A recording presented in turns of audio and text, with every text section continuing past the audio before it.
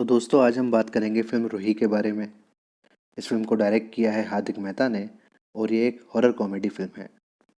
IMDb पर इसकी rating है 4.8 और ये फिल्म हाल ही में मार्च 2021 में रिलीज हुई है। तो कहानी की शुरुआत बागरपुर शहर से होती है, जिसमें दो दोस्तों को दिखाया जाता है जिनका नाम है बावरा पांडे और कटनी। बावरा का किरदार बॉलीवुड के जाने माने एक्टर राजकुमार राव ने निभाया है और कटनी का किरदार वरुण शर्मा ने।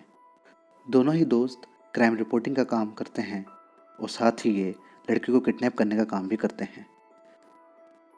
ये काम वो किसी गुनिया बॉस के लिए करते थे जिसका मेन काम न्यूज़पेपर प्रिंटिंग का था, लेकिन वो साथ ही ब्राइड किडनैपिंग का काम भी करता था। ब्राइड किडनैपिंग का काम गुनिया उन लड़कों के लिए करता था जो उसे पैसे देते थे, और एक बार गुनिया ने कॉन्ट्रैक्ट ले लिया तो उसे वो हर हाल में पूरा करता था।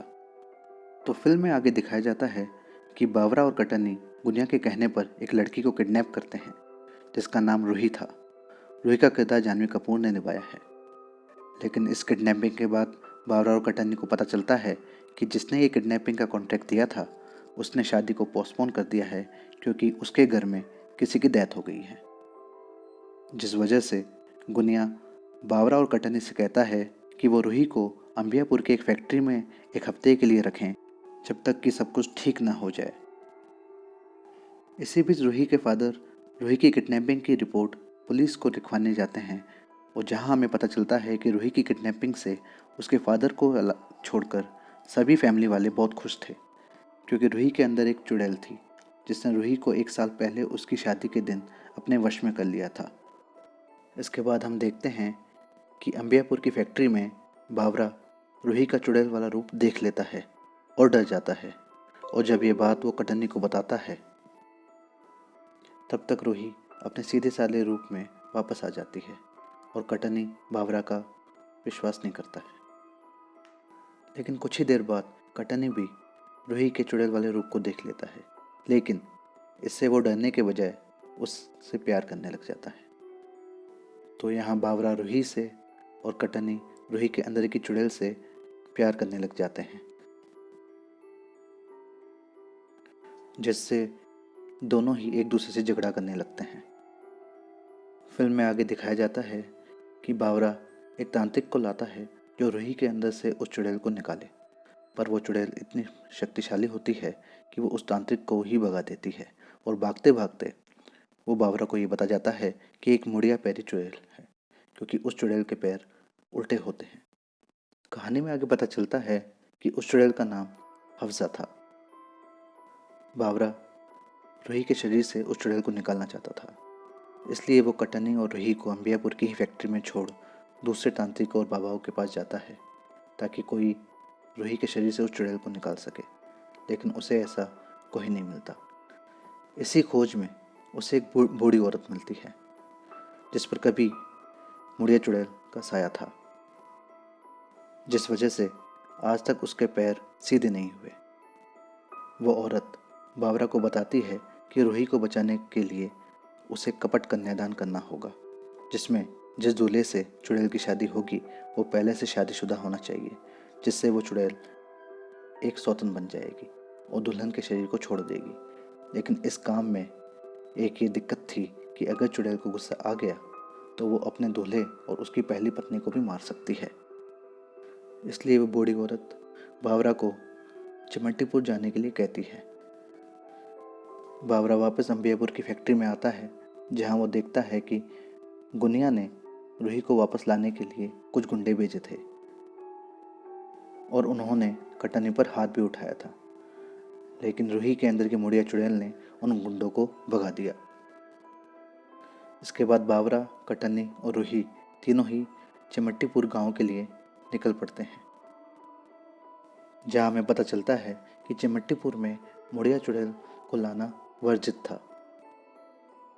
तीनों ही रात एक छोटे से होटल में गुजारते हैं और अगले दिन सुबह बावरा रूही के अंदर से मुड़िया चुड़ैल को निकालने के लिए पहली शादी करने जाता है, ताकि वो मुड़िया चुड़ैल से दूसरी शादी कर उसे सौतन बनाए और वो रूही के शरीर को छोड़ दे।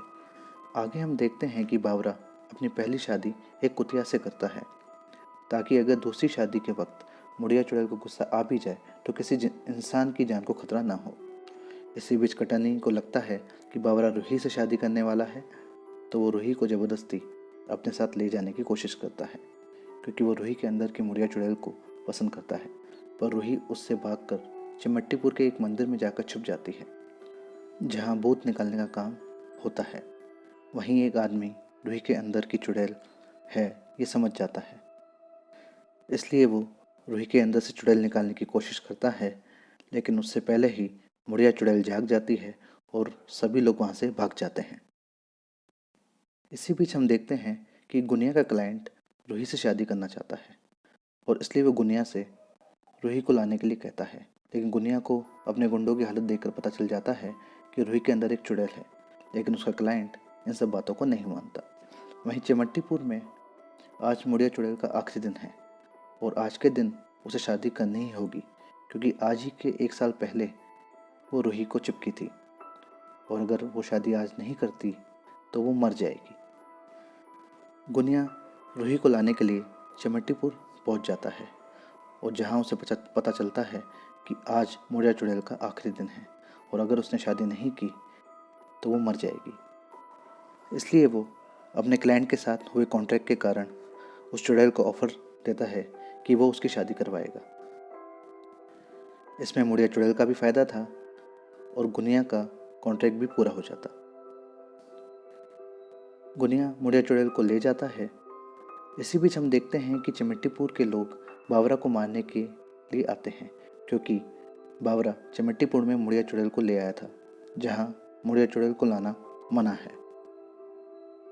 फिल्म के क्लाइमैक्स में हम देखते हैं कि मुड़िया चुड़ैल की शादी हो रही होती है, लेकिन बावरा कटनी को बीच में लेकर आ जाता है, क्योंकि कटनी मुड़िया चुड़ैल को पसंद करता था और उससे शादी करना चाहता था। मुड़िया चुड़ैल बस अपनी शादी करना चाहती थी, चाहे वो किसी से भी हो, लेकिन फिर वो बूढ़ी औरत आ जाती है और वो मुड़िया चुड़ैल से झूठ कहती है कि कटनी पहले से शादीशुदा है और उसने कुतिया से शादी की है, जिससे मुड़िया चुड़ैल अब पत्नी ना होकर एक सौतन बन जाएगी।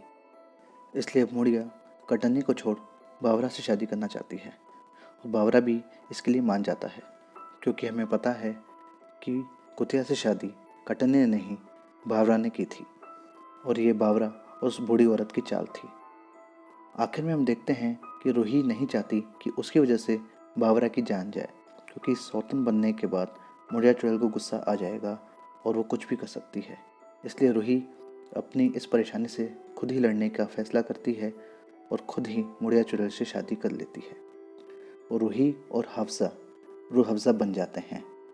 फाइनली रूही हफ्सा को एक्सेप्ट कर लेती है और चली जाती है। तो दोस्तों, हमने देखा कि इस फिल्म की कहानी बहुत ही स्ट्रेट फॉरवर्ड है, जिसमें कोई सस्पेंस नहीं है। मैंने ये फिल्म थिएटर में जाके देखी थी और पर्सनली मुझे ये मूवी बहुत अच्छी लगी।